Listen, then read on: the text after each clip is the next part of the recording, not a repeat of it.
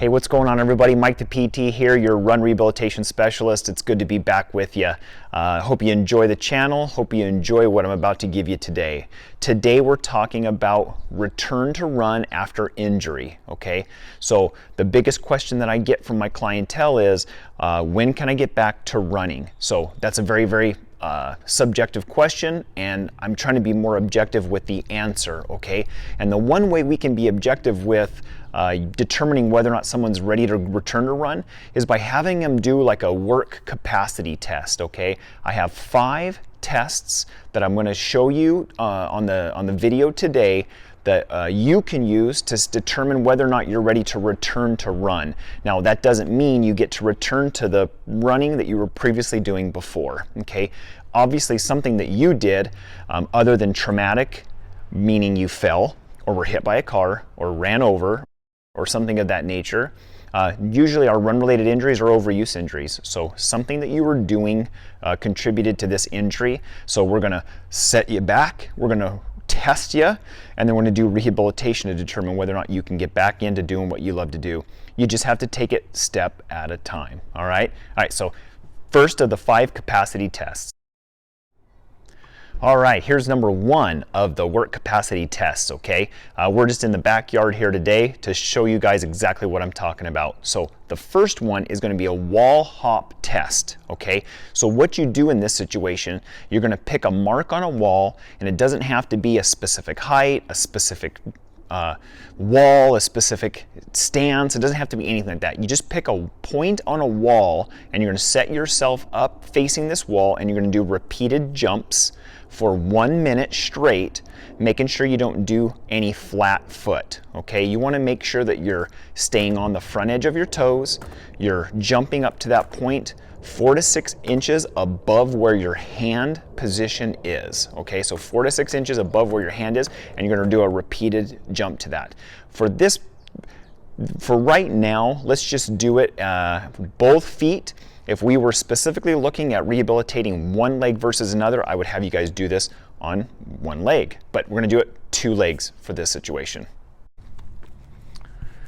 All right, everybody, the number 2 exercise or for the work capacity test that you're going to do, you're going to do the plank, okay?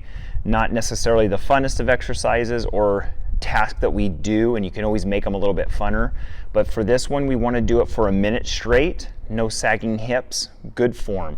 You can do it high up on your hands or low down on your elbows, it doesn't matter.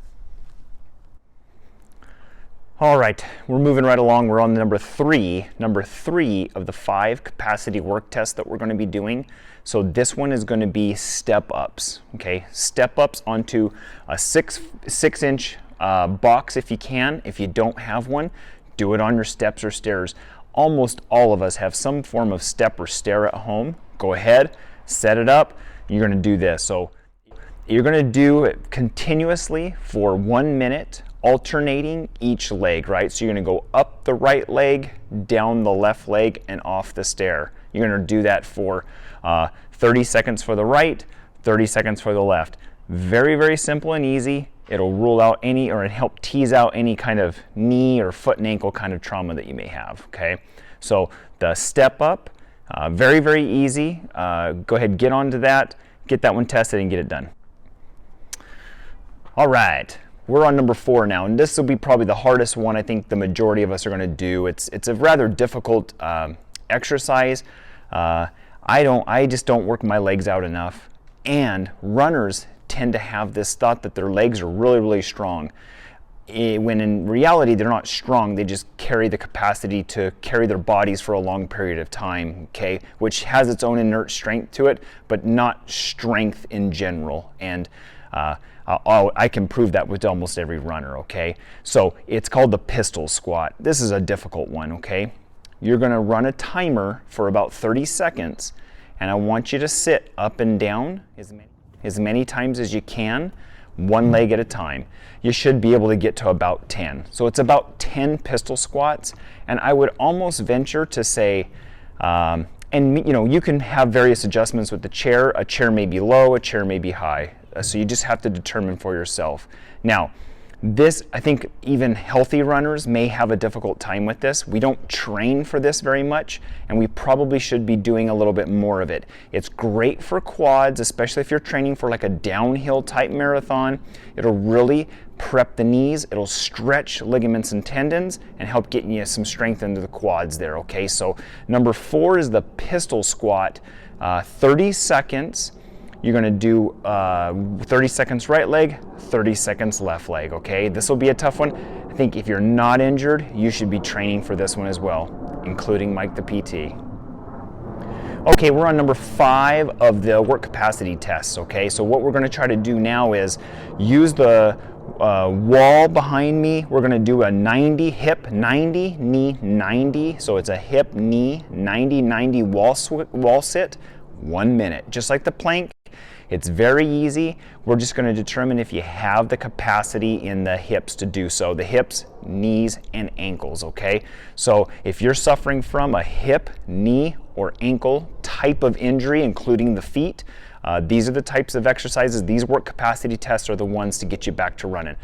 Obviously, if you hurt your shoulder, you shouldn't be doing these work capacity tests to see if you should be back in running. Wall sits, number 5. All right, we're all done. We just went through the 5 work capacity tests to help you determine whether or not you should be returning to running or not, okay? So just a couple kind of general rules about them. If any of it's difficult, it is kind of difficult, right? It's not terribly easy to do. Now, the secret to this is the capacity tests are done 1 to 5, about a minute rest in between, and you need to be able to pass all of them. It's a pass-fail situation. Now, as a runner who's, I guess, theoretically uninjured, if you have a difficult time doing one of these things, you probably ought to just start to train, start to strength train, and start to do some rehabilitation, or at least some strengthening type of work within your runs.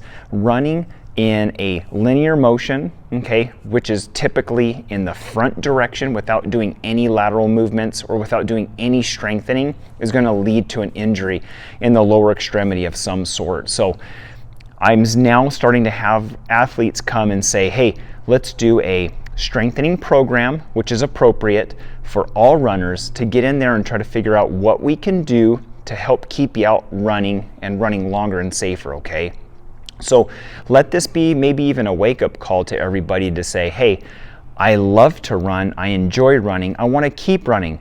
But if you want to keep running, you might want to do these types of exercises to keep you going, okay? So remember, we're going to do 5 capacity tests, 1 through 5, and honestly, I don't care if you vary them. If you're like, I'm going to get that pistol squat done and out of the way, do it, okay? You want to try to get to 10 on each leg in about 30 seconds, okay? Rest where you have to. If you experience pain at any of the exercise, I mean pain, hot knife in the joint that's bothering you or in the muscle, stop.